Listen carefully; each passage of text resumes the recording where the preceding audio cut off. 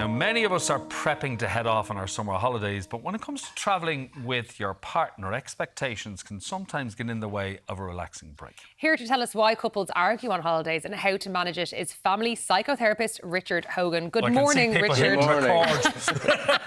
Right now. Say, first of all, as a disclaimer, I've never had an argument with my partner. Of course. None of us. My children on holidays. None of us on the sofa have. Okay. Is your nose growing? But look, it happens. You're on holidays with your significant other. Tensions bubble over. Things boil over. What's the psychology behind it? Why do we argue on holidays? Well, things are heightened, you know, and there's a fear of the unknown. And you're taking the whole show, if you've got kids or your partner, to an unknown destination. And more than likely, it's smaller than the house that you have and you're forced together. But just travelling itself is stressful, isn't it? Yeah. Going through the whole customs, going through taking out, you're like literally undressing in front of thousands of strangers. That whole thing, where's my money? You're constantly vigilant about the money, where you're going. One might be a bit more, if I'm thinking about my relationship, one might be a little bit more loose with money. As in like spendy. Okay. One might be a little bit more careful with money. So you're taking all the simmering ruptures in your relationship on tour. And so... Yeah, but is it down to our expectation? Oh, that's a very good point, Martin. I think we always have to manage our expectations. I suppose when I think about, let's go and have quality time. You know what I mean? Yeah. That expectation, this is going to be quality time. And then when you think about that, you're sitting in holiday thinking, is this the quality time? You're sitting across having the dinner and there's no conversation happening. You're kind of going, is this what the quality time is? And so that idea of like, you know, what quality time will look like, what each one wants from the holiday, I suppose that's an important thing to set out before you head out. You know, what are you looking forward to in the holiday? Yeah, how do you align your expectations? Because in fairness, some people might want to lie by the beach for the day, the other person might want to go walking around the town for the day. So how do you have that conversation? Or is it a good idea to have it way before the holiday, so you're not having it on the airplane on the way over? Or you're not having it on the holiday. There you go, I thought we were going to look at the runes, you know, and you just want to lie here and read Daniel Steele. Yes, yes, I do, actually, yeah. And just sit here by the water doing nothing. I used to, myself and my wife, because we would quite different. I'd love to just to sit there and swim and come back and, you know, relax and all that. And she'd like to go see things and all that. So we just always say, like, you know, definitely morning time, I'm going to go for a swim and hang around. And then when the sun goes down, we go for walks around the kind of the sites and all that. So just setting it out a little bit so that you're not having friction as you're lying there thinking, I thought this was going to be a lot different than it is. And it's your fault because you just like to lie there and do nothing. So it's about compromise. Yeah, it is, of course. All things in relationships, Martin, are about compromise and about understanding each other and what you want from a holiday. That's a really key thing. And particularly as well, you know, when you've got kids. I've just come back from the Philippines there and I was on a flight for 20-something hours and there was a baby crying. And I said to the mom, I was walking up and down, you know, just walking. I said, he's fantastic. I said, geez, he's way better than my children were at this age. And I just saw her going... And then the baby stopped. And I was doing it for myself. I was just planting some psychology in there so I could go to sleep, right? Because if the mom is going, oh my God, they're all stressed here, you're asking that stress is passed on to the child. And when I said, Jesus, he's brilliant, I could see her going, oh God almighty. Yeah, just relax. Shoulders coming magician. Let's say everyone was thanking you on the airplane, really. Well, all the people with me were going, thank God for that. All the drinks. Send but you know what I mean? Richard's we table. have to watch that thing too when we go on tour with our kids. Because if we're heightened about, like, if they're getting up and down off the seat, if you've got a 3-year-old, and you know yourself, Martin, they get up and down off the seat, that's okay, you know, relax about that. And if people are looking over at you scornfully, that's their issue.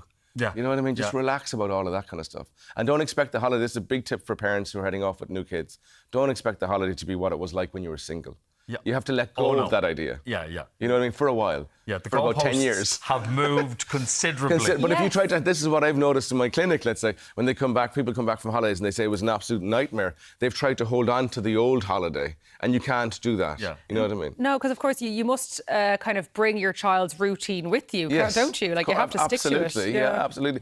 And you're bringing them to a new routine and so they're going to be out of sorts and you don't have probably a spare room to go off to like you might have in your own house to kind of take a break. Yeah. But what we used to always do as a couple is I'd say, you know, particularly we'd go around Wimbledon time, I'd say, I'm going to go down, if we're in Albufeira, I'm going to go down and watch Federer and Nadal today, and then tomorrow you can go off and shop.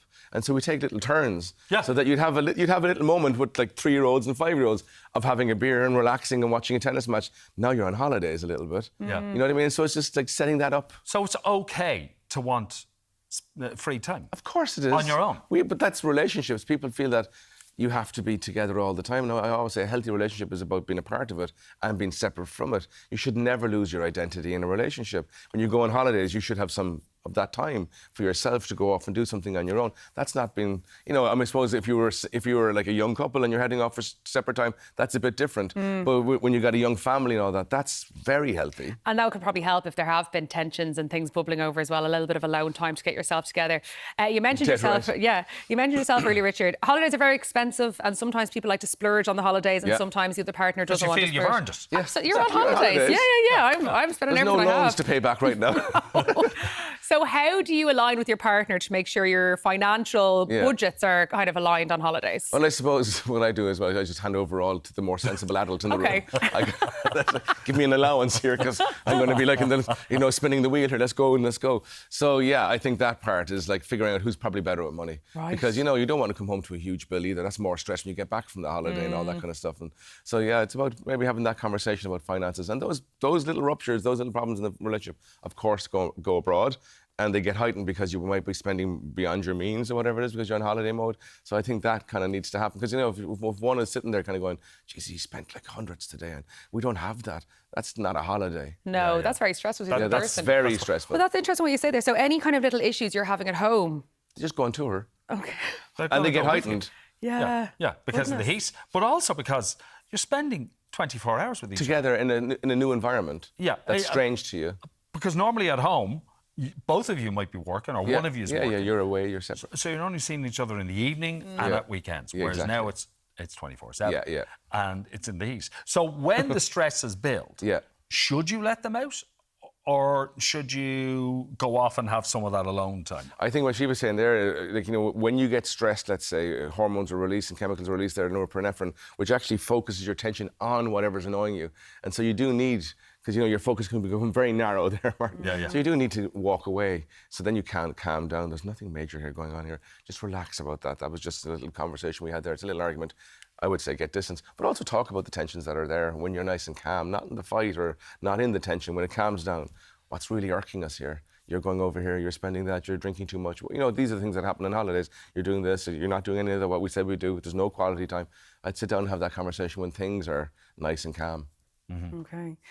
Because on holidays, there's this thing that's like, oh, no, I think we should get a taxi. No, I think we should get a bus. And, it's the hecticness of the airport and everything like that. I think that's where it can start. Yeah, absolutely. That's what I'm just thinking, as you said that, I've definitely had arguments about that, how we get from the airport to the thing. My wife would say, let's get the transport and let's get the public transport. I was like, let's just jump into a taxi here and just be nice and comfortable. Yes. And so it can start just in those kind of ideas there, for sure. Before you set off. Yeah. So a plan. A little bit of a conversation before you go, so the expectations are not unrealistic and they're more aligned.